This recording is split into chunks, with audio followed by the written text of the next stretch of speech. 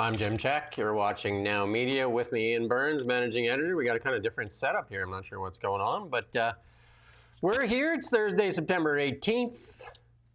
Carney claims expert status. Interesting. U.S. and the UK ink a big deal. The Parliamentary Budget Office says no to cooking the books, and Macklem seems blind to the data. And more, the extreme Liberals are rumored to be leaving. Bloc encouraging Alberta to find its freedom. More secretive spending by the Liberals, and Trump gets the royal treatment. All that and a lot more on the Really Big Show. We got lots to talk about, though. But the big one, obviously, is Carney claiming that he's the expert. I am the expert. Hey? I am a great expert. I'm a great expert. Let's have the proper title. Yeah, he seems to, he found his funny bone too. He seems to want to make jokes all the time too, right? So I guess somebody told him that's how, must be working off of David Eby's joke writer there. But I don't know if a lot of Canadians are in the joking mood. But he did say, I am the great expert. Thank you. And Carney told that to the Commons. So, hey. And then Polyev asked him, how big is that deficit? They don't want to answer that question, though, right? They don't want to answer that question. But I think the answer was a deficit absolutely higher. But I mean, those two things are very strongly connected with each other. The fact that there's no budget and the fact that Mark Carney sells himself as an expert. Because that expert status is what got him elected as Prime Minister. And it's also what gives him a very, very easy ride in the press. So he's managed to just surf on down, hasn't he? He's having a great time. Yeah. And it's all based on this idea that he's some kind of superhuman with unique talents in the world of economics. And therefore, if he doesn't want to put out a budget till November, then he's going to be given the benefit of the doubt. Let's play this clip here from the expert. The great expert, by the way, not just an expert. Mr. Speaker, I know many things. I know many things. And one of the things I know, the member opposite, the leader of the opposition, just mentioned interest rates. One thing I know is that Canadian interest rates are much lower than American interest rates. They're lower because this country's fiscal situation is strong, because this government has a plan to grow this economy, and we will keep doing it. We'll keep it. Mr. Speaker, the collapsing economy is bringing down interest rates, but the financial expert doesn't even know what his own deficit is. But another financial expert spoke yesterday. The Parliamentary Budget Officer said the deficit will absolutely be higher because of additional spending. He said he doesn't know what the government's fiscal anchors are because they do not exist. He says the labor market sucks and wages are not going up. These are quotes. Is this why Liberal members on the committee who heard those truth bombs threatened that the Prime Minister would fire the Parliamentary Budget Officer after 166 days? That's always good news when you threaten to fire the guy that's trying to hold people to account. But what Carney said there was so disingenuous. They lowered the interest rates because it's like we have the strongest economy.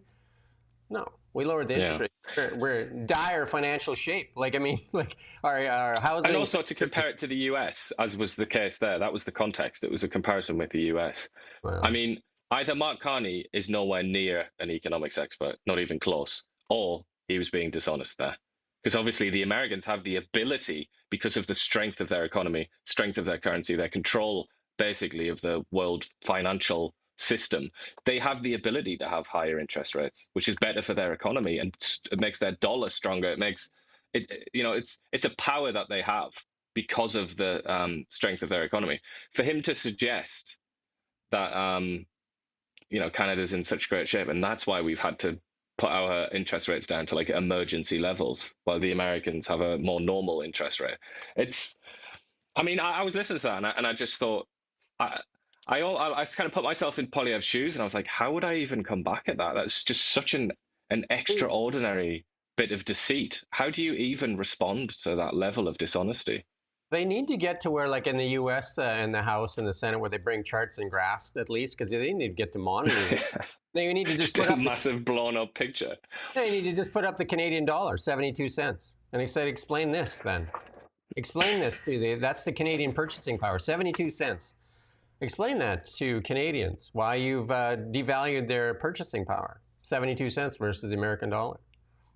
That's the interest rate." But he then tells us that it's because of how great our fiscal position is. Yeah. Mm-hmm. It's extraordinary. It's just, I couldn't believe it when he said that. And obviously the answer, I mean, I asked a rhetorical question. Obviously the answer is he is an expert, if you want to use that term.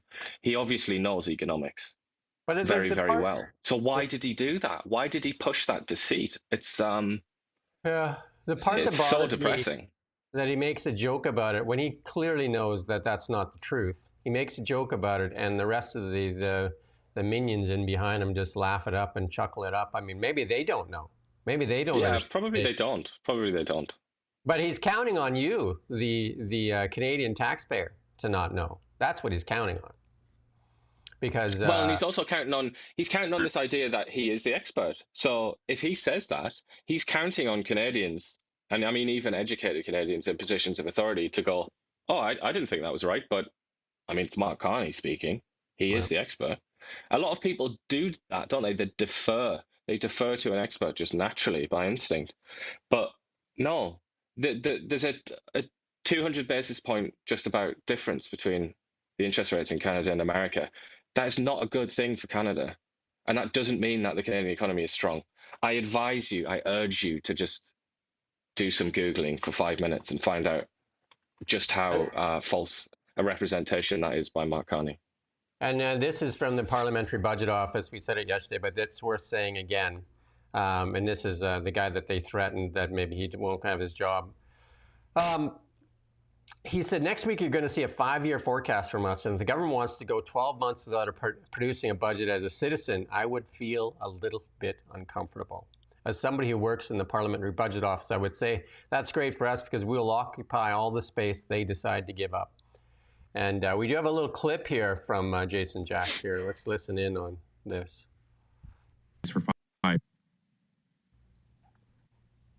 Mr. Jakes, I really appreciate the fact that you recognize we are not all accountants here and that you're going to help us understand things. So in that vein, for regular Canadians, can you explain just in simple words, what the Liberals mean when they say they're going to separate an operating budget from a capital budget? Like, what changes on the books when they do that? So to answer your last question first, the bottom line of the government will not change. So the international public sector standards that everyone uses to measure the deficit and levels of debt, that will not change. And the first reason that won't change is those are the accounting standards. The second reason is the ratings agencies won't let you change it. Like, that's the first thing they're going to go to. And if they have a sniff that somehow there's a change in presentation, you bet your boots that we're going to be paying more for debt pretty quickly. In terms of operating capital, again, we, on our end, we don't know what the government precisely has in mind. So there's been no backgrounder published on the website. In some of the communication materials, the government has mentioned the UK, the United Kingdom, who's had a similar system in place. In that situation, on the operating side, the UK includes the operating expenses that I mentioned earlier, so the traditional measure, in addition to other types of transfer payments. On the capital side, they include the traditional measure, as well as transfer payments or money that's being paid out to third parties who also invest in capital. So in the case, we have a report that's going to be coming out on Thursday that looks at infrastructure spending. So the federal government transfers, I don't know, over the next 5 years, I think it's going to be over $100 billion to provinces, municipalities, and First Nations to spend on infrastructure. That doesn't show up as capital spending for the federal government, but it's actually resulting in building capital assets. So that's something that they could have in mind. I don't know. I'm not inside the tent, so. Okay, so stop it there. So, I mean, I think what they're going to do is they're probably going to stick with the accounting standards because they do have to do that for the, like the debt rating agencies and that. But they might be trying to present a different set of books for the public. Not much different than what BC did there, the finance minister recognizing all that revenue in her budget update there, recognizing all the revenue that's going to get paid over the next 8 years. But she recognized all that revenue like in year one. It made her report look better. But from the tobacco settlement, you mean? Yeah. But that's not in revenue recognition. That's not like that's something that should be spread out over 8 years, right? Not recognized as. But I would say you're concerned that they might try and pull the wool over the public's eyes and say, "Here's a deficit of X sum," whereas really it's double that. You're worried about that, but I'm not as worried as you are, Jim, because obviously we have such a good media in this country that they are going to draw the public's attention to the real figure. So everyone's going to know. They're not going to be able to get away with it, are they? The only person that's going to do anything likely about it is Holly Downs from Blacklock because she's got a connection with this guy. And then us, we're going to talk about it. But everybody else is going to waive the report that they bring out there that, this is the new, different type of budget. This is the investment budget. This is what you need to look at. Look at this shiny bottle over here. Never mind looking at what we use. Because accounting is about a measure, right? Accounting is about you measured something a certain way, because that's what it's about. So you measured something a certain way for 10 years, and now you want to change that measure. Obviously, that's not accounting anymore because you're changing the measure. So you need to have a baseline, and then by changing, the way you look at it is just, like that's what you call misleading.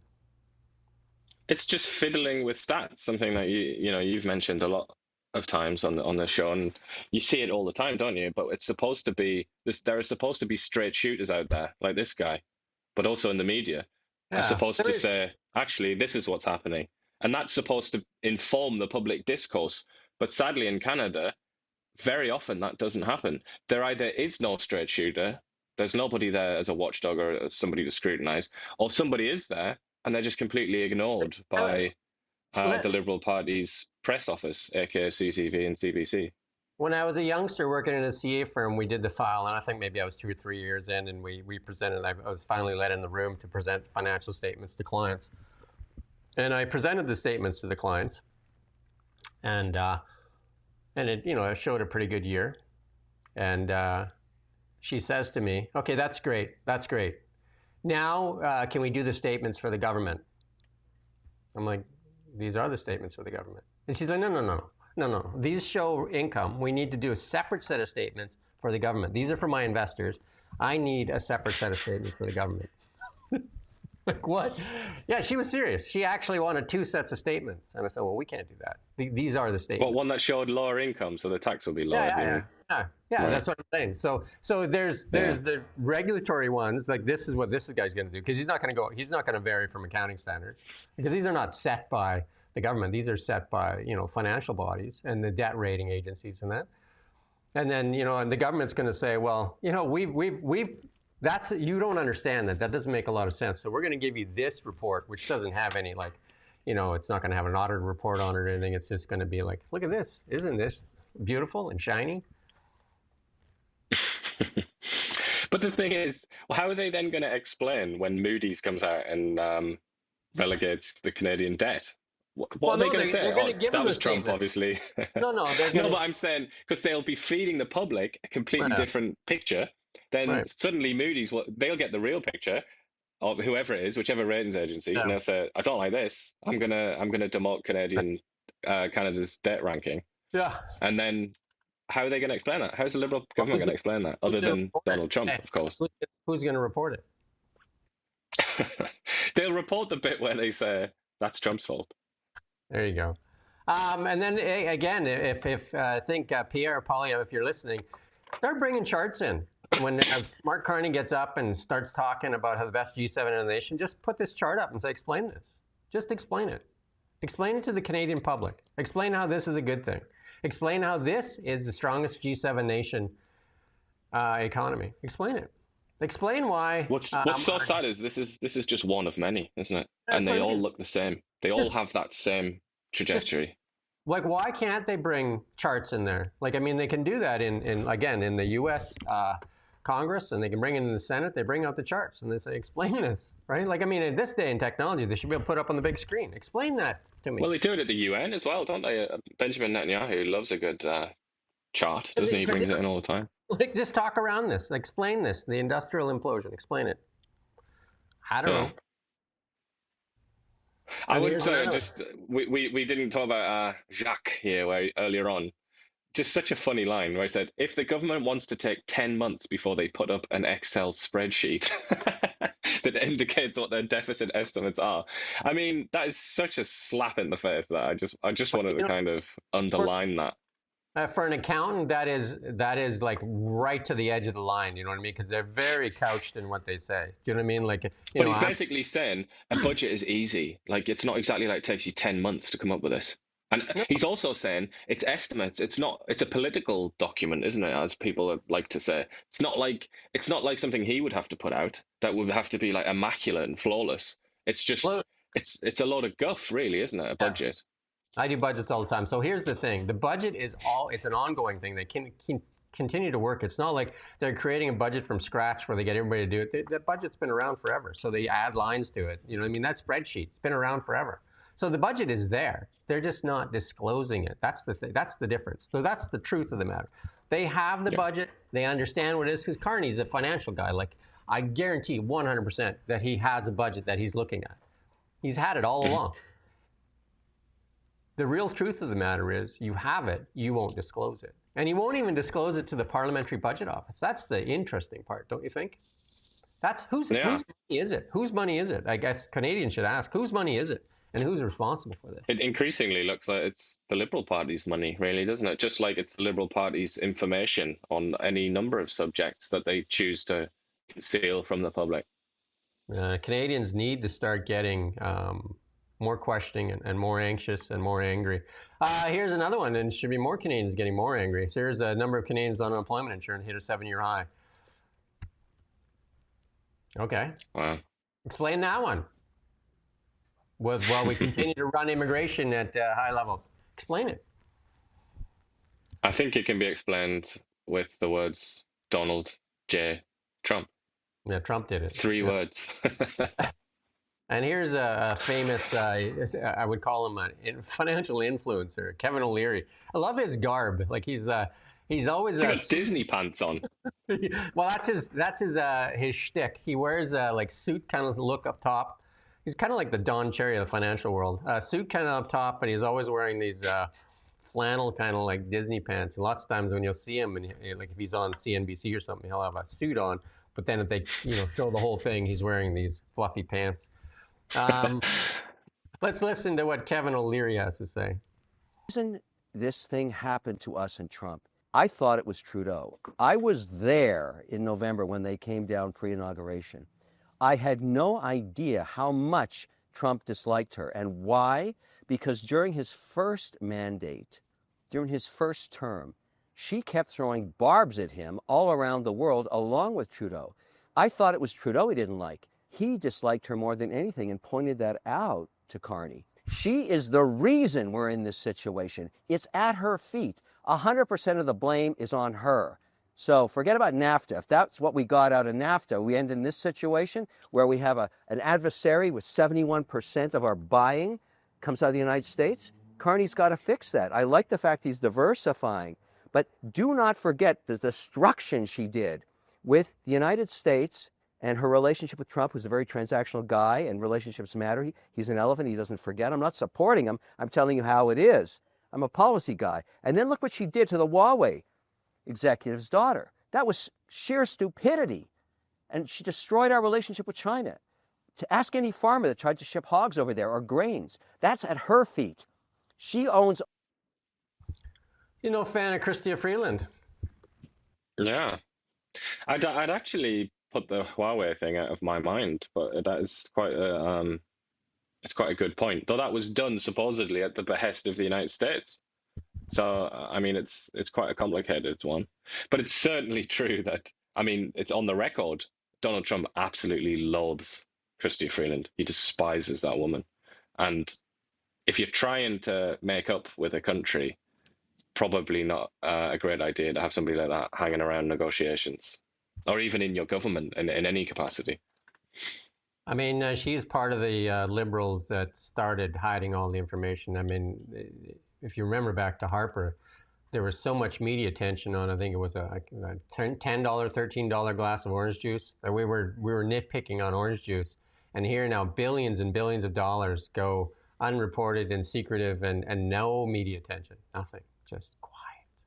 Or even worse than that, I think there's a little bit of attention and it just dies away instantly. So it's like they can say like, "Oh, look, we did it," but it's kind of like it's not being turned into a story. That requires like consistent reporting and moving the story on. That's what doesn't happen, and that is what happened with the orange juice. That's why it hung around in the news cycle for so long, because people kept trying to get it out there. There's more rumors of more people leaving the cabinet as well. And here's the environmental extremist, Stephen Guilbeault, also responsible for a lot of the carnage of the last 10 years of Liberal policy that have destroyed the economy of Canada. Rumors that he'll be leaving on October 19th as soon as he collects that pension, and then he can put his orange suit back on. And, join the protests at the weekend. Yeah. That's what he can do. But yeah, I mean, Stephen Guilbeault, you were mentioning the opacity of Chrystia Freeland and the Liberals in general. He's another example of that. I'm still waiting on a response from him to speak to him about Bill C-18. It's not like I'm trying to ask him a question about something really obscure. I'm trying to ask him about Bill C-18, which is a topic that, as we've discussed, for some mysterious reason, we're at the absolute forefront of Canadian media as a publication. So there's no excuse not to talk to us. And he's ignoring all of my requests. Which I think that says a lot, and I think that should sort of reverberate around people's heads. He would rather just ignore emails and ignore interview requests than face the public, whom he serves, we're led to believe. Talking about interviews today on the docket, we have, I think at 10:30, we have one of the representatives for Draw the Line, an environmental group that is angry at Mark Carney and wants to draw the line. I'm sure Guilbeault would be a fan of theirs. And also we have later Eleanor Sturko, MLA. She'll be here in studio. And then later in the day, we will have Tom Dias, the mayor of Kelowna. And I did get a communication from the finance minister's office of BC here. And it sounds like they're trying to, now they've cut it back from 30 minutes to 15, but they say they're trying to find a time. So at least they're communicating, whereas in Guilbeault's instance, he just ignores the email and says anybody talking about Bill C-18 is immoral, even though it's crippled media in Canada. To be fair to the BC press office, all press offices can be a little bit sort of slimy and annoying, but the BC government's press office is a lot better than the federal government's. The federal government, I've said this before, without rival, it is the worst press office. And I mean all of the departments. I don't just mean, I'm not just talking about one department or one ministry. They are so bad. The worst I've ever encountered in my career in journalism. Like I said, I've never experienced in my career as a journalist, I've never experienced a public official just ignore your emails repeatedly. You should ask, if I was a reporter and I got to sit there and ask in that finance committee, Jason Jacques there, I would say this Liberal government ran on transparency and accountability. What do you see? But he can't even get it. The real heartbreak is you acknowledge that, and then there's the next step, and that's where the heartbreak is, which is nobody seems to care. Liberal Party is still ahead in the polls. They just won an election. Nobody seems to care. Nobody seems bothered. They're not bothered that this government for the last 10 years, or this party in charge for the last 10 years, has made almost every effort possible to conceal information from the public. Where's the outrage? I really don't sense. I don't sense it in the air that people are upset about that. Canadians need to put their paycheck on the table and say, there's half for the government. And then you should ask the government what they're doing with that money, because they'll tell you. We can't tell you what we're doing with it. You don't want to know. They can't even get through to CRA, so you certainly won't be told anything. We always have Fool of the Day, and we're going to listen to Philippe Champagne. Let's listen in on Francois here. Mr. Speaker, it's a great question, and indeed, we're going to present a great budget in this House on the 4th of November, Mr. Speaker. This is going to be a generational investment in our future. We're going to build this country, Mr. Speaker. We're going to protect our communities. We're going to empower Canadians. We're going to build the strongest economy in the G7. We're going to build this country like never before. We're going to build the Canada of the 21st century. Mr. Speaker, we are the true north, strong and free. The honourable member. Mr. Did he I mean, spend it's a few- lucky. It's lucky for us, isn't it, that we can look back at his time in government, his long time in cabinet, and see all of his victories, and then we can say, yeah, he's right. Actually, look at the evidence. That is what he's going to do. I think he spent 5 minutes in the chambers with Justin Trudeau on drama teaching. And he went out there and did his little slogan speech there. Like, I mean, what they've accomplished in 10 years, like that's, again, they should put up the chart. Show me, like you just said, show me the evidence. Show me where this is going to be. Why haven't you tabled the budget? Why haven't you provided it to the PBO? Where? Where is it? Why haven't you done anything at all over the last several years to fix the GDP per capita gap that has emerged between Canada and the United States? Not in Canada and other countries as well, not even just the United States. But they have their Trump card and they use it all the time. And Francois Philippe Champagne said it's sad that the United States turns its back on Canada, and he blames Trump. It said it has imposed a lot of costs that is upcoming in budget that the budget will attempt to cover. That's a signal, isn't it? Your policies over the past 10 years have crippled Canada and put it at the mercy of one customer. And then your policies of enraging that same person, like Chrystia Freeland, like Kevin O'Leary said, your policies and your actions have put us where we are. Where have you heard in the past 6 months, year, where the Liberals have taken any responsibility for anything over the past 10 years? That chart, like take a look at that chart. Trump doesn't belong in that chart. There's no Trump in that chart. Where is it? Yeah. But that's a taster, I think, a preview of what his speech is going to be like in the House of Commons when he delivers the budget. It's going to be a lot of Donald Trump made this happen kind of thing. And that's going to be the excuse. Yeah. And just so you haven't heard enough from Frank here, let's play a little more from Frank. Let's be frank. Colleague, for giving me the opportunity to share good news with this House, Mr. Speaker. In fact, the rate has gone down, Mr. Speaker, 2.5% today. The Bank of Canada just announced, Mr. Speaker. The Conservatives should celebrate. Consumers are celebrating. Businesses are celebrating. Canada is celebrating, Mr. Speaker. One thing that it tells to all Canadians, our plan is working. We're going to build the strongest economy in the G7. Can we get a list? 2.5%. Can we? What? Am I the only one that heard that? 2.5%? No, it's down to 2.5. Down to 2.5. Oh, okay. I thought he was saying it'd come down by 2.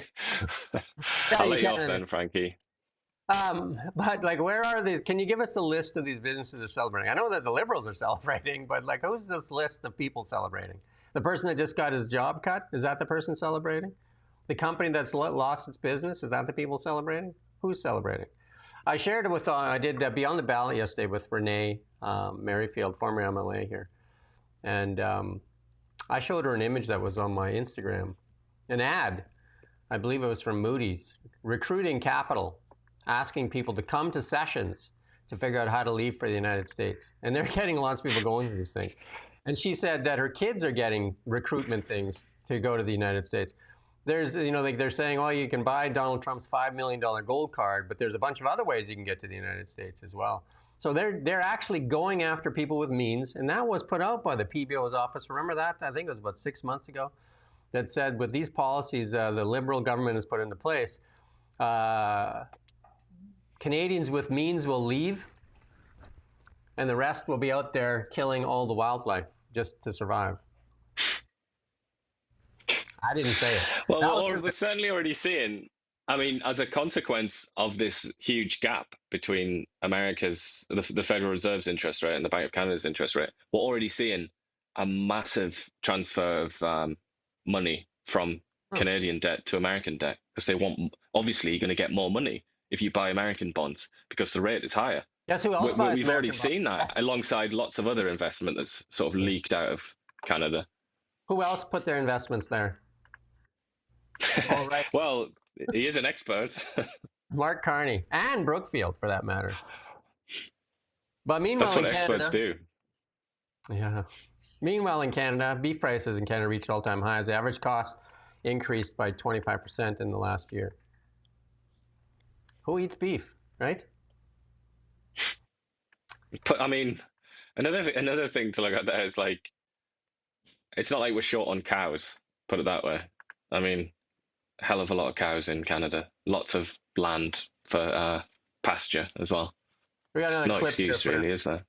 Let's play this clip, and I can't remember what this clip was, so it didn't.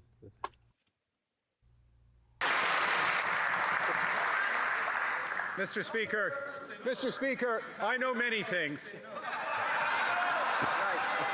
I know many things. And one of the things I know, the member opposite, the leader of the opposition, just mentioned interest rates. That's why I kept that. Yeah, that's why that's there, and I was just like, it was just in there twice. There you go. But So good you had to hear it twice. Yeah, the jokes are great. The jokes, I'm sure when you're there trying to make it, 89% of Canadians, that's another stat, 89% of Canadians, according to a recent poll, are $200 away from meeting their financial obligations. So I'm sure the joke plays well. I'm sure they're all just chuckling away. I'm sure they feel very relieved to know that the Prime Minister knows many things as well. Great expert. I am the great expert. You know who else said that? Fauci said that. Remember, I am the science. So you can just put that right there. I am the science. That is, if you wanted a single sentence, that would show, that would be the opposite of what science really is. It would be that I am the science. That is precisely opposite to what science actually is and what it means. Well, from what we see for the results, when I say I am the great expert, it might go down as one of the stand next to there. Stand under your sign. But here's the Bloc, Yves-François Blanchet, encouraging, and we talked about this a while ago, and I said that the Bloc is going to use Alberta as a way to get Quebec independence. Here, let's listen in on Yves-François Blanchet. Give a boost to the sovereignty movement. Of course, if people in Quebec want to remain Quebecers, they will have to think faster and faster and stronger about the idea of having a country of their own, which will befriend with its neighbors. And not a bad timing, because I seem to understand that the numbers of the Parti québécois are not so bad. Anglais.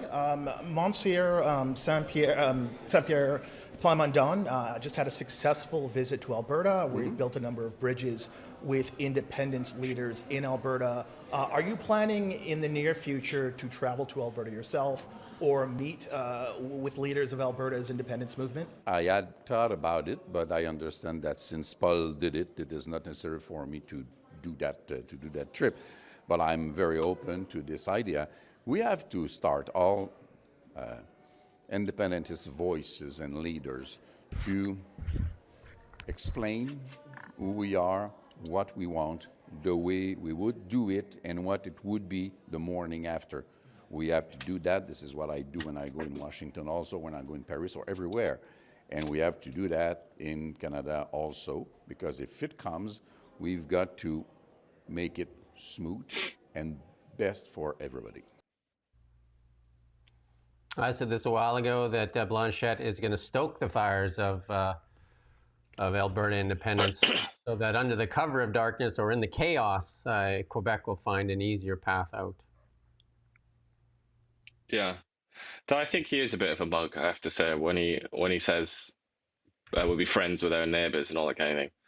If an independent Quebec ever did come off, I don't think they would get gobbled up by the Americans almost immediately anyway, in terms of their defence and economy and all the rest of it. But they'd also be oppressed by Canada. I don't think they wouldn't be friends with everybody. It just wouldn't work like that. Maybe it would in like 1995 or something, but we're not in that time now.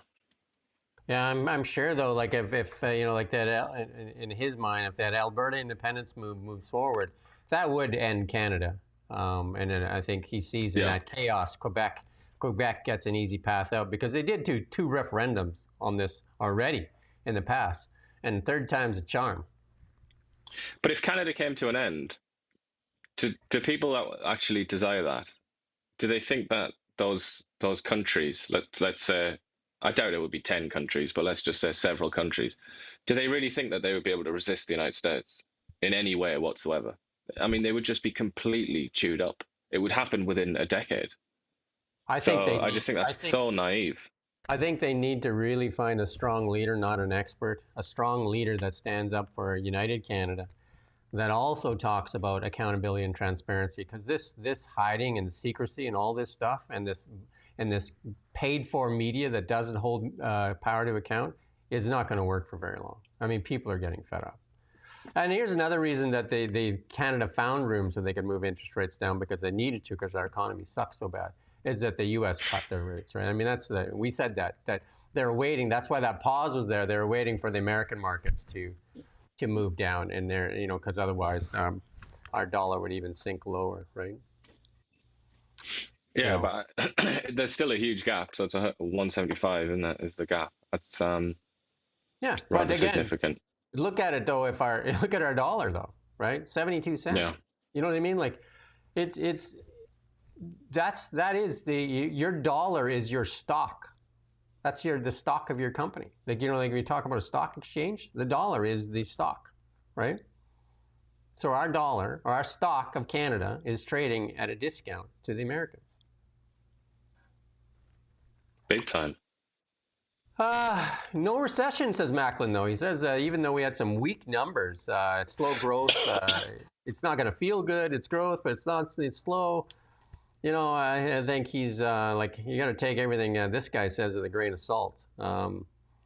But he's seen lots of job losses. One thing that has changed in July is the rest of the economy really is still growing.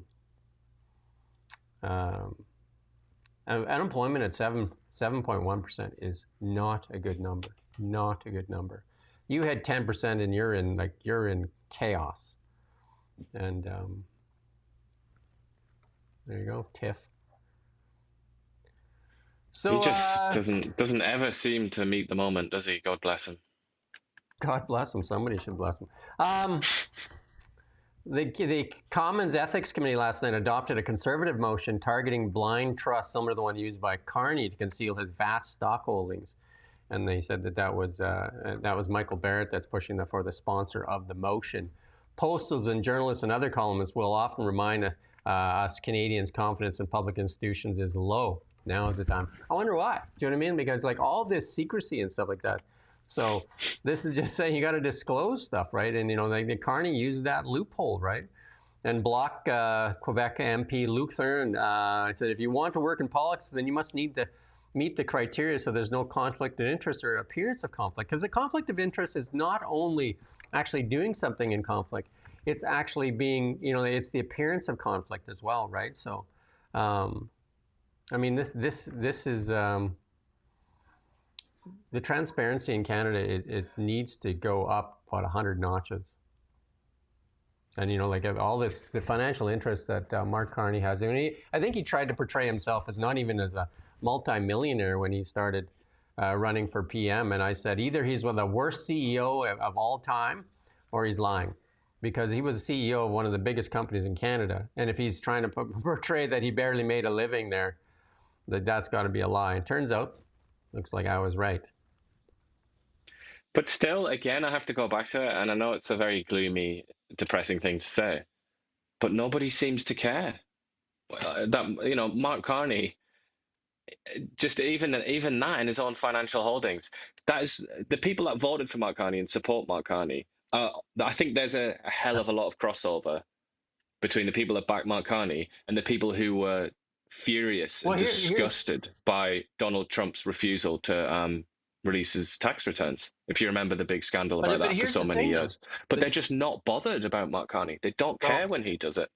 So the difference here is that we have small outlets like ourselves and Blacklocks that'll throw up a spark, right, and say, look at this. And the big media outlets, the ones with the voice in Canada, don't do anything about it. Like, they don't cause a stir. We've seen when they've caused a stir. When Justin Trudeau, when the carnage was so bad for Trudeau, I mean, didn't it come out? I mean, there was enough there. There was like a fever pitch there for getting rid of Trudeau and building up Carney, just like that. The media is compromised in Canada, and compromised intentionally by the Liberal Party. There's no other explanation. But it's also... Yeah. Someone here has just said something quite interesting. Alberta Nan there on YouTube saying most people don't understand it, so they pay no attention. But I would go back to what I just said about Donald Trump. He was like a foreigner anyway, not even Canadian. But these same people, I'm convinced that these are the same people who were freaking out about Donald Trump's investments and Donald Trump's tax returns. But when it comes to their dude, it's just like, it'll be legit. Yeah, but it was the media that whips him into the fever pitch, and the media is the one doing it. Like, look at the CTV headlines and CBC headlines. Look at this. This should be a big story. This should be huge. DEI spending tops $1 billion. Do we have $1 billion to spend on this? Apparently we do. Like, listen to some of these. The Department of Agriculture spent $90,000 for harvesting, processing, storage of cultural vegetables to strengthen food security in equity-deserving Black communities in London, Ontario. The Department of Veterans Affairs, there's some big ones in here. What's a cultural vegetable? Come on, what is a cultural vegetable? The Department of Public Safety awarded $500,000 in the city of Charlottetown to host an immigrant youth camp in PEI. Campers are encouraged to learn cooking skills. $500,000 for an immigrant youth camp. What the hell? One of the largest grants, listen to this one, $25 million paid by the Department of Industry to the Canadian Gay and Lesbian Chamber of Commerce. And that was to strengthen Canadians' entrepreneurship and the ecosystem to be more accessible to the LGBTQ community. Where'd the money go, though? For what? I mean, I can't be the only person hearing that to have just learned about the existence of the Gay and Lesbian Chamber of Commerce. I didn't know such a thing existed or why it exists. But here's another one. The Prairies Economic Development Canada said it spent $190 million related to diversity, equity, and inclusion ventures, but could not explain why. They conducted a search of grants and contributions, managed to using keywords, and they couldn't find anything. I can't take my eyes off this $90,000 for harvesting, processing, and storing cultural vegetables to strengthen food security in equity-deserving Black communities. So not like those equity undeserving Black communities. Forget them. This is about equity deserving Black communities with a capital B as well, if you were wondering. $420,000 to the African Center of Technology Studies by the International Development Research Center. Lots of good names. Not possible to describe what specific benefits have been achieved as a result of this grant. It is about the names, isn't it? In part, though. It's about what you call your organization. For sure. And I remember, again, when I was working in a CA firm as a young guy, there was and I'm just going to use like Inco, like there was, Inco Inc. or whatever, like a big mining company. They had, they're a big company. And so this person figured out a thing just like they would do Inco .co or whatever, like a corporation. Similar name to them. And they would file GST returns for $1 million refunds. And the government processed them. Twice. And then the third time when he did it, they caught him. I mean, he just got greedy, right? Do you know what I mean? Yeah, should have took the money and run. Anyway. Think of all the cultural vegetables you could buy with that kind of money. I remember yesterday, this dental program that they talk about so much, that the Liberals and the NDP gave you, they spent almost $500,000, 500 million, I was going to say thousand, $500 million on the management of this, administering this program, not for delivering services. This is paid to third-party vendors. And then you wonder why so many people push for these things, and you might wonder why they're pushing for it. It's kind of like, you're not going to, this is not going to be for you. I mean, why are you so interested in this program? There's the answer. Because there's millions of dollars to be made. How do people not get angry when the Liberals, after 10 years of running this country, won't even table a budget? And then they want to kind of mess with the books too. I mean, that's what they're front running right now. That's what the media's front running. Remember that question yesterday? You said it was incompetence more than it was guilt. You know, saying, Pierre Poilievre, will you support this budget? And he's like, what budget? I don't have a copy. Do you have a copy? You know, they just want blind adherence to the liberal mantra. Here we go again. Anita Anand won't disclose Gaza funding. Why should she? Right? Why should she? The fund is unable to provide a full list of contributions related to the request due to confidentiality. That's what she wrote. What confidentiality? I mean, it's just the same thing again and again, isn't it? I mean, it's literally the same story with different characters. Yeah, well, you think about it yesterday. Chrystia Freeland, listen to this, Canadians. Chrystia Freeland resigned her post in the cabinet, not her MP status, her post in cabinet, to take on the role as the Ukrainian envoy for the reconstruction of Ukraine, which obviously is not going on right now. But just back it up a few months. Mark Carney promised $4 billion to the Ukraine for the reconstruction of Ukraine. And then we've asked where the money that we've already sent to Ukraine, where it was used, and they told us they can't tell us. How's that? National security. And then this one, they're saying, the excuse for this one is we can't do that because if we do, it might put them in danger, might put the organizations in danger to know that. You mean the ones that are having bombs dropped on their head? Them. Hey, the bombs, the ones that have bombs dropped on their head every day that put them in danger? But you could also be, you could be general, couldn't you? You could explain things in a way that still kept them safe from Hamas. Well, they got a partial list, a $35,000 grant paid to operate psychosocial health legal support, $35,000 to counter negative stereotypes. What? Right now, that's what they're worried about in Gaza is negative stereotypes? $33,000 for computer pants for develop use artificial intelligence. $33,000. Like, what would that get you? Like, this money is going into some people's pockets. That's where it's going, right? Empowering women farmers on climate change. Again, is that what they're up to in Gaza, do you think? They've got like no buildings left. Hey, number one on the list right now. Only if we only had some money from Canada to develop farms here for climate change. But this is like they say, don't they? Not just farms, climate change farms, right? As the bombs rain on their head. Because that's what they're gonna say. Oh well, we could grow this many tomatoes. We could grow 10,000 tomatoes next year. However, it would not be good for the climate. So let's grow 5,000 tomatoes, but it'll be good for the climate. It's like, you think they're going to do that in Gaza?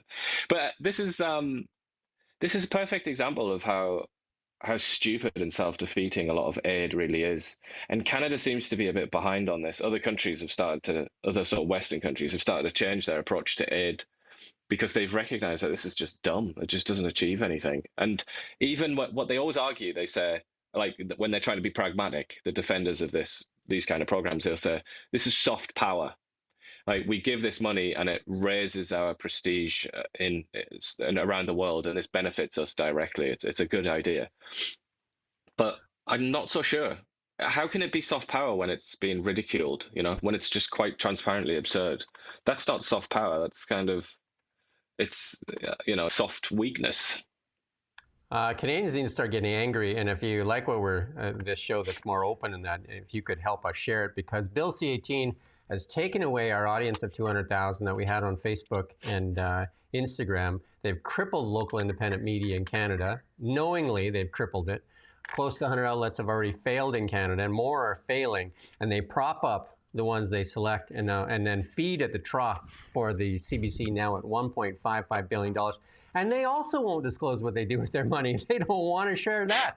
The CBC, the public broadcaster, doesn't want to share how they spend the money either. Isn't that amazing? It's almost like everybody spending taxpayers' money they just want privacy, don't they? They need some private time. Canada and Mexico to sign a strategic partnership agreement. We'll see. The CUSMA deal is up for negotiation too. I can't imagine Mexico doing anything that would rile the Americans, but hey. And also, It's just 5 minutes ago that they were at each other's throats. Yeah. Doug Ford coming out with stupid comments, and then actually Trudeau as well. And then you also had Sheinbaum, a real like low blow and a very sort of tacky, cheap attack against Canada, where she was like, that Canada could only wish that to have like a fraction of the culture that we have in Mexico, or something like that. It's like, what are you on about? What a strange comment, but highly insulting and very cheeky. And then David Eby's actually landed in Ottawa to meet the Prime Minister there. And he said, BC has tens of billions of dollars of projects ready to move forward. I don't know, he should provide that list. I'd like to see it. I do have the Finance Minister, hopefully in the next while, so maybe we'll ask for that list. I know that like, credit due or give credit where credit's due, that LNG thing in the Northwest Coast, great that they finally found an epiphany that LNG is good. But other than that, I don't know if wind farms are going to cut it. Well, certainly not what Donald Trump thinks. If you watched the press conference earlier, where Keir Starmer, one of the greatest supporters of wind in the world, probably the greatest advocate of wind power, stood next to him, and Donald Trump said, "Wind's a load of garbage," or something like that. It's just a waste of time. So that, speaking of that, they did sign a landmark deal there. Trump there getting the royal treatment as well, but he did also sit down with your friend Keir Starmer. You've met Keir Starmer and interviewed him before, actually. So so we got to listen in here as this landmark deal. We won't listen to the whole thing because it's long. Keir Starmer goes on and on and on, and so does Donald Trump. But you don't have to listen to Donald Trump. He says the same thing over and over again, right? But it never would have happened. Here's Keir. Spirit combined with British ideas and ingenuity. The UK is one of the world's largest economies. Maybe not quite on the scale of the United States, I concede, but my word, we punch above our weight. And we lead the world in expertise on quantum, on AI, life sciences, financial services and more. We have the only trillion-dollar tech sector in the West, outside of the US, again, I caveat. We have the best investment, the best universities, the most Nobel Prizes, and we have Demis here, outside the US. That's good. That's good. That's what we...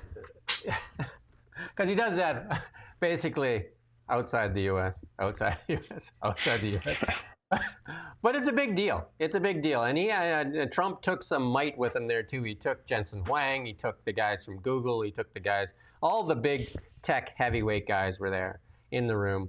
And they signed some deals. And, this is a deal Canada should be making. And they got a bunch of deals. And Carney says they have the best deal in the United States. So, well, somebody's lying there because Keir just said that the UK has the best deal with the United States than anybody else in the world. So, I think that's wrong. Actually, I think it is right when Carney says that.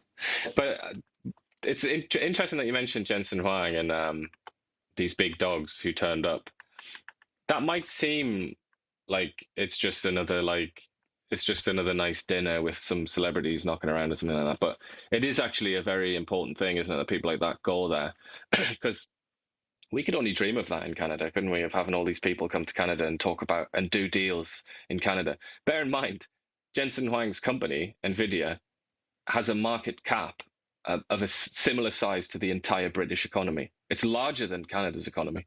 Yeah. No, that's what I mean. These are big deal guys. Saying how big the British economy is. This one guy, Jensen Huang, his company is basically the same size as the British economy in terms of numbers.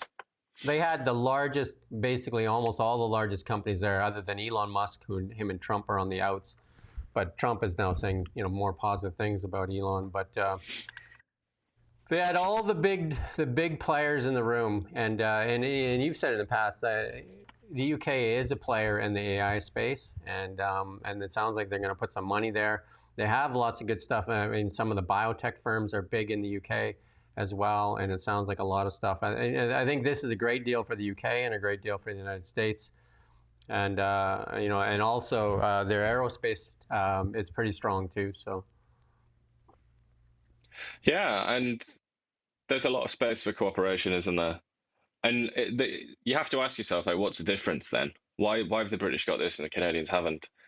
And in large part, it's our good friend Keir Starmer who's been very accommodating and very pragmatic and very played it completely different, didn't he? servile even to Trump. He played it completely different than Chrystia Freeland with the tanks rolling in the streets, the Trump's a Nazi and fascist.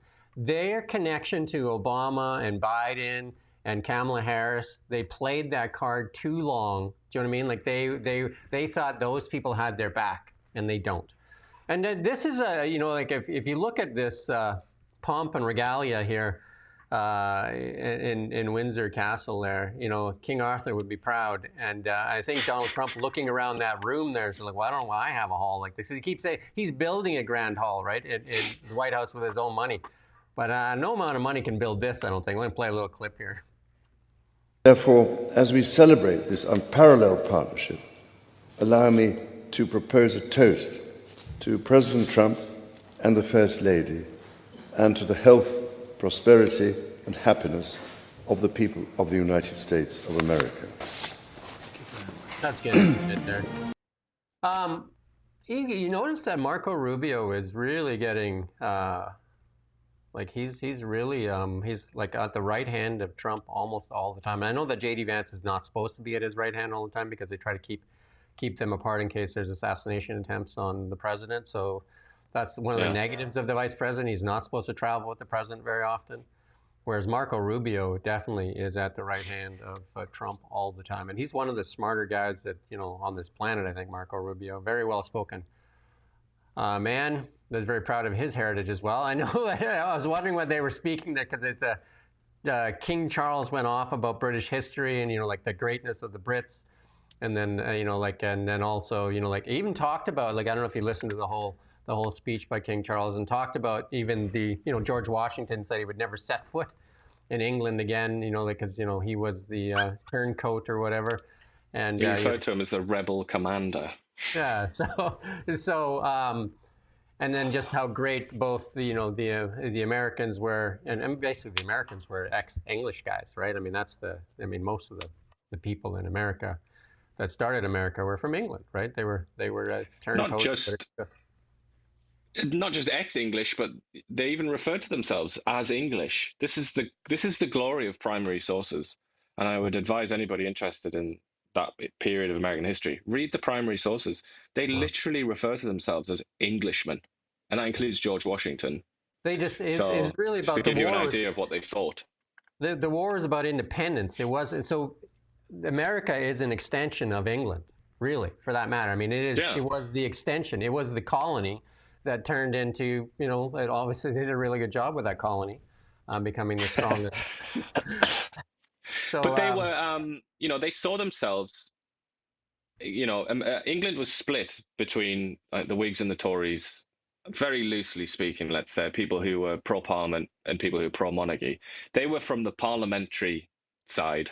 And that is literally by blood as well. A lot of them that migrated to America were on the parliamentary side in the Civil War. They didn't really like the monarchy or royal authority. They wanted a constitutional monarchy pretty much. And then when George III tried to be not quite a constitutional monarch, let's say, then they pushed back against that, just as they did in the 1640s in England. So it all goes back to England.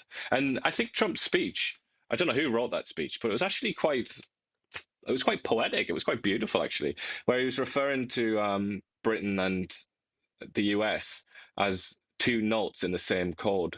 I just thought that was a really nice turn of phrase. I don't know if that was taken from someone else, but that was a lovely little phrase. And there was lots of that kind of language, basically how we're two peas in a pod and, we can't have one without the other. And then I just want to bring this reflection for people, and then just to show you the state of it. So the UK and the Americas are basically born from each other. They are the same. Do you know what I mean? Two knots in a cord. But also on that cord is Canada. You know what I mean? Canada was part of that didn't split away. But then look at the progress of Canada. And it was basically, if you look at that chart, we go back to that chart, it's basically the two of them kind of chugged along together. Canada a little less populated than that, but our economy's chugged along because we're resource rich in that. But then the last 10 years is just decoupled, and it's almost like East Germany and West Germany. One's going one way and one's going the other way. North Korea and South Korea. Yeah, North Korea, South Korea. Canada has adopted the policies of East Germany and North Korea and separated itself from prosperity. And it's plain to see. Like, this is, if you can grasp this concept that we're all knots in a cord and we're trying to cut ourselves off of this knot for some strange reason. There's another, you just got a picture here to show you the stature, and this might make you think that maybe Trump is taller than you say. If King Charles is about 5'7", which I think he is, does Donald Trump look 6'3"? So I rest my case. QED. And then this is your favorite Air Force. Here's the red arrows. This is because it's just pretty. I'm just going to show you the red arrows here. T-1 jets of the Royal Air Force Aerobatics team. And we know that they are better known called the Red Arrows. Let's listen and see what we can hear.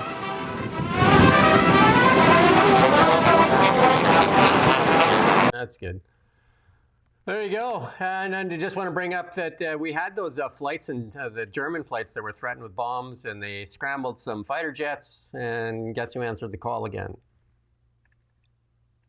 Surely it was France, that great military force. There was NORAD that in Calgary there that answered the call because we couldn't get our jets to start there. Right? They're out there just like trying to jumpstart our trying to spin the prop or whatever. Yeah. Anyway, here's a little bit of the press conference with Keir Starmer where Trump gives him a little bit. Let's hear it. And I told the Prime Minister I would stop it, and it doesn't matter if you call out the military, it doesn't matter what means you use, but it's going to destroys countries from within. And we're actually now removing a lot of the people that came into our country. It's a very hard chore. We were given a very, very bad hand. Millions of people came in from prisons and mental institutions. We have to remove them. That's good. And we are removing. Hey, Trump goes on to his usual thing, but you can see Keir there, just like, Lots of moments like that in that press conference, and lots of slaps on the back, lots of kind of like alpha male behavior, slapping down the beta male. But Keir Starmer seemed to just swallow it.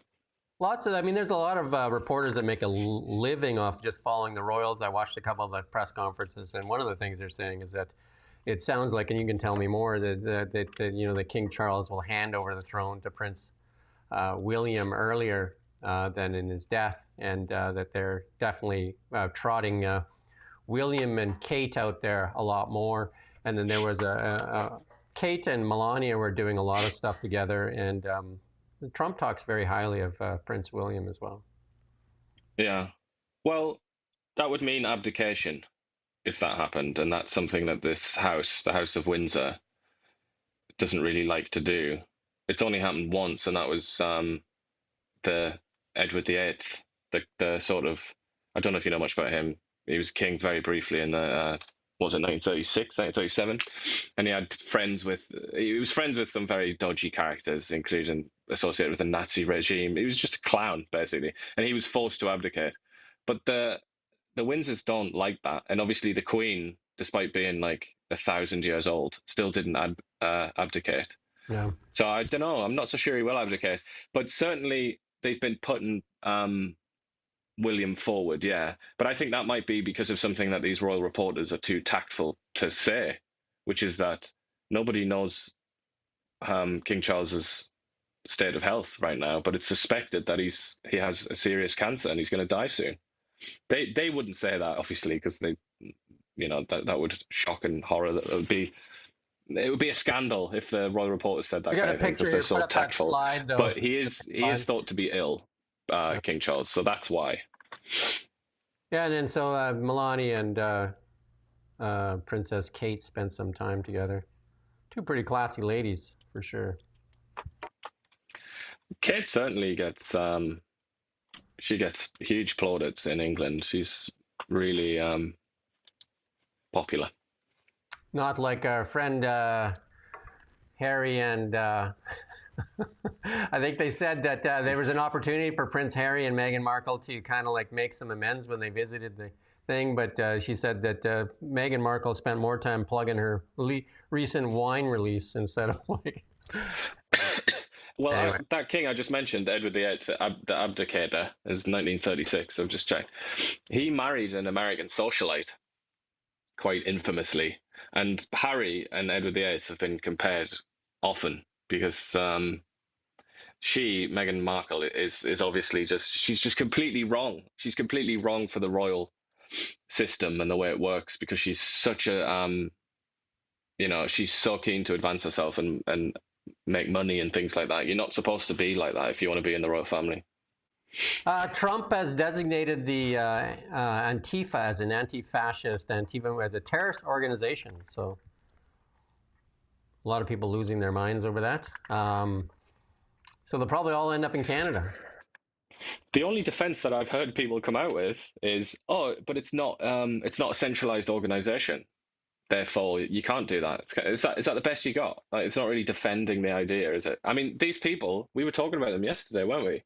I've been around them and spent quite a bit of time with them before they were cool, before everybody knew about them with the election of Trump. And they are just gross. They're like criminal gangs. And they go around and look for fights. They try to provoke people. They damage property. They do things like squatting, and obviously they smash buildings up and vandalize things. They're disgraceful. I mean, I don't know about calling them a terrorist group. That maybe is a bit too far, but they're certainly extraordinarily antisocial and often criminal. Jimmy Kimmel got his show pulled indefinitely, and also now they say that he's going to face a federal investigation for making false claims. We'll see, I guess. We'll see on that. That was from the Daily Mail, actually, that article. And then this is the left-leaning media losing its mind, saying it's the protection of democracy and freedom of speech. But they sure didn't defend Charlie Kirk's freedom of speech. But listen into Scott Jennings on CNN. I don't know how he stands it on that show. You use the phrase propaganda, Professor, and I just have to ask you, what do you consider what Jimmy Kimmel was doing every night, or what Stephen Colbert was doing by having on only Democratic guests? Jimmy Kimmel Monday night flat lied about the shooter. Back in the spring, he egged his audience on in cheering on the violence against and wanting, kind of wishing, I think, the downfall of a publicly traded company, Tesla. Do you consider that to be propaganda? Is it good for a business? Do you consider that to be free speech, Scott? You use the phrase propaganda. I'm asking you. You used the words free speech before. Do you consider that free speech? I consider it to be speech, and he's obviously free to say it. Will you defend that speech in this country that will defend to the death the speech of others? Will you defend Jimmy Kimmel's speech? Do I defend Jimmy Kimmel going on television and saying that a shooter from the left? Do you defend his right to do so? He has a right to do so, but he does not have a right to have a television show where he lies his ass off to the American people and attacks half this country on a nightly basis. And there's your CNN host. It's like, whoa, stop making sense. That's enough. That's enough from you. Because it wasn't Trump well, that he should have the freedom to insult half or all of the American population every night. Exactly. But this was a commercial decision as well, wasn't it? Let's be honest. It's not, ABC that decides. It's not Trump didn't go in there. Trump doesn't run ABC. Well, let's say the FCC pushed them into doing this, because if you're regulated by the FCC, you're not supposed to tell a lie knowingly while presenting a news or news-like program, are you? And that was a lie, or you could interpret that as a lie from Jimmy Kimmel. Well, there you go. But I think the reality is these shows, and we've seen this with the Colbert one and some other one, which I can't remember now. They're really expensive, aren't they? I don't know why. It's just like they're losing money. Just a like bloke crazy. sat down at a desk telling crap jokes, but they're really expensive, and they don't really want to keep them around, do they? Jon Stewart show, I think they canceled, right? Was that the one they canceled just recently? That was ages ago, I think, wasn't it? And then he's back now. But the Colbert one was the Colbert. That's the Colbert one they canceled because it was like losing money hand over fist. And I just watched a piece from, I think it was Stephen Johnson, or I can't remember now, saying that they were already talking about canceling Kimmel, and they just use this as an excuse to pull the plug. Yeah, and it's great for them, isn't it? Because then they get to blame Donald Trump, and it's like, it's not, we didn't do this kind of thing. They can make that argument. But I would say, like, the broader point that guy there, Scott Jennings, was trying to make, I think anyway, or he probably did make it in another part of the show, is that these talk shows when I was a kid, and I used to occasionally watch like I can't remember his name now. David Letterman, yeah, Letterman and Jay Leno and people like that. I used to watch them, and you compare them to what you see now. The difference is enormous. They just used to tell jokes, and they used to talk about popular culture and like Brad Pitt or something like that, and there'd be some slapstick comedy. Whereas now, it's just like non-stop monologues about how great the Democratic Party is and how evil Donald Trump is. They've morphed into some sort of really stupid like political propaganda. Like Jay propaganda. Leno. Yeah, exactly. Yeah. Jay Leno said that he didn't do politics knowingly, like he didn't, and neither did Johnny Carson. They wouldn't do it. But yeah, the Jimmy Kimmel and that, they're basically Colbert and all of them are just propaganda stations, right? Totally. And that has to be acknowledged. Like that's not what that format was meant to be. It wasn't meant to be like that. But here's the left-leaning media, like the MSNBC and all that. Not once, when they were justifying, they were actually reading the notes from the assassin and saying, oh, he's just a young kid, But not once did they defend the right of Charlie Kirk to have freedom of speech, right? Do you know what I mean? Like, his type of speech is not allowed. Via Rail. Just, you don't want to get mad enough. Here you go. Via Rail handed out $11 million in bonuses last year. And then also the government bailed out the Via Rail to the tune of $1.9 billion. So, hey. Bonuses, everybody. It's hilarious, isn't it? Everybody wins. Basically, we all chipped in to make sure that they could get a nice bonus. And then I'm going to be interviewing here in 15 minutes this left-wing activist group here, so that's going to be entertaining. Nationwide protests against the Liberal government this weekend. Organizers calling for a common front to resist Carney's policies. The Draw the Line protests are designed to push back against the Prime Minister's support of fossil fuel projects, public service job cuts, increased military support, and enhanced border control. So we don't want a border. Public service jobs are necessary. Don't want a military. The raises. Everybody deserves a raise, like Via Rail. Except the military. CBC, except the military. But the woman that you're going to interview, I believe she's associated with Seniors for Climate, so her priority is the climate. But this Draw the Line thing is a coalition, and they've all come together. Everybody that's upset by Mark Carney's performance so far, and that includes people who are worried about the climate. It includes like pacifists, if it's even possible to really be a pacifist. Canadian taxpayers, and you can say it in the comments, do you want to make sure there's no public service job cuts? You want to pay more taxes? Make sure that you pay more taxes. So you want to pay more at the gas pump, and also you want open borders, and what else? And basically, no, you can't heat your home. Are you in? Or have an economy, really, just be impoverished. I think there are, sadly though, I think at least in the abstract, there are people that desire that in this country. God knows what the percentage is, 10, 15, maybe percent. Maybe even more than that, maybe 20. Quebec wants its own control of immigration. So here's Danielle Smith says she wants all legal means to take control of immigration from Ottawa too. I don't know how they would enforce it with borders, because there's no borders between provinces. So without borders, how do you enforce flow of people mobility? It's a weird Well, thing. she's talking about having this thing where on Alberta driving licenses, it tells you citizenship Who they are status. for voting for sure, yeah. Yeah, but that's you're right. I mean, the black economy, the black market can absorb people, and you never know they're there really. So. And you put this in here, your friend Emmanuel Macron. Keir Starmer's best friend is Emmanuel and Bridget Macron are going to provide. This story has more legs than it deserves. Like it's just unbelievable that they're going to provide photographic evidence showing French lady is a female. Like I don't understand why. It's because of her. It's because Candace Owens, the Macrons are suing Candace Owens in a U.S. court for defamation. Yeah, but I don't know what the hell got into her. I don't know why she's done this. She started off being like, a lot of people liked her when she came on the scene. She was kind of just like run-of-the-mill opinions-wise, wasn't she? Pretty sort of middle-of-the-road conservative. But she's just gone absolutely bananas, hasn't she? She's just a complete Well, nutter. I would say somebody that's even got more bananas than her is Don Lemon, running around the streets trying to be relevant. I don't think he was ever anything but bananas. He was never normal, was he? He likes bananas. Didn't he try to put it? He tried to. Was there like somebody said he tried to rape somebody in a gay bar or something too? Oh dear.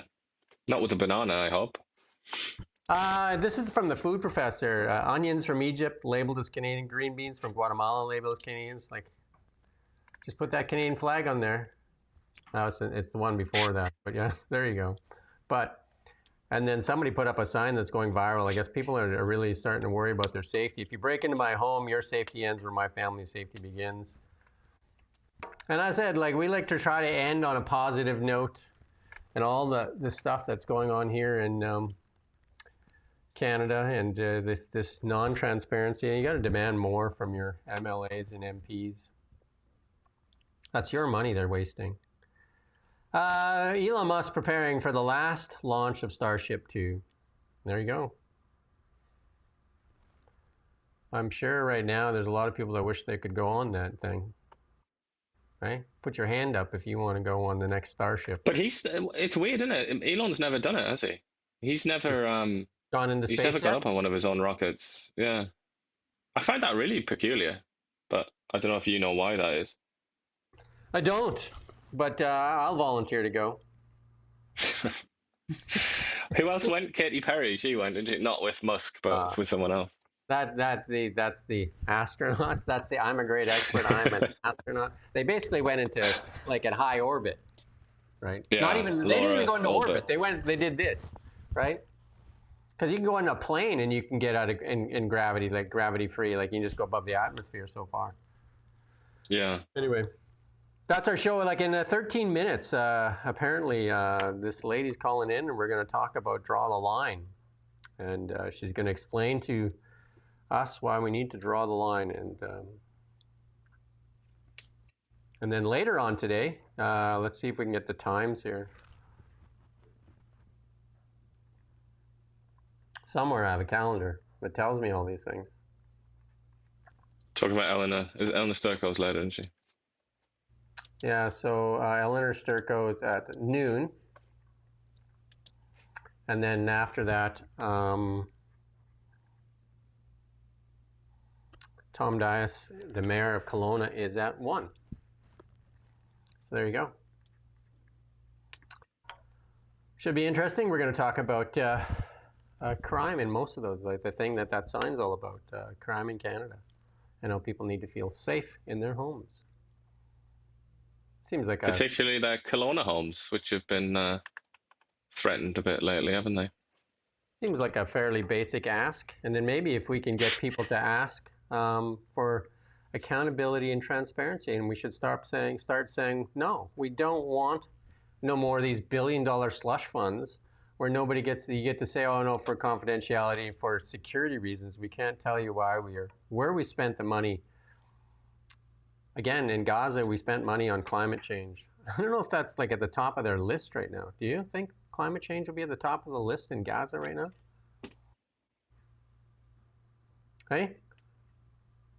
I think, like a lot of people starving in Gaza. Are they saying, oh, I don't want to eat those vegetables because they're not raised in a climate-friendly environment? Did we lose Ian there? I think maybe he can't hear us, though. Anyway, we'll sign off anyway. Thank you for watching Now Media. We don't just report the news. We live here too. We're your neighbors, bringing you stories that matter to all of us. No government funding, no outside influence. Kelowna Now, local, independent. News you can trust.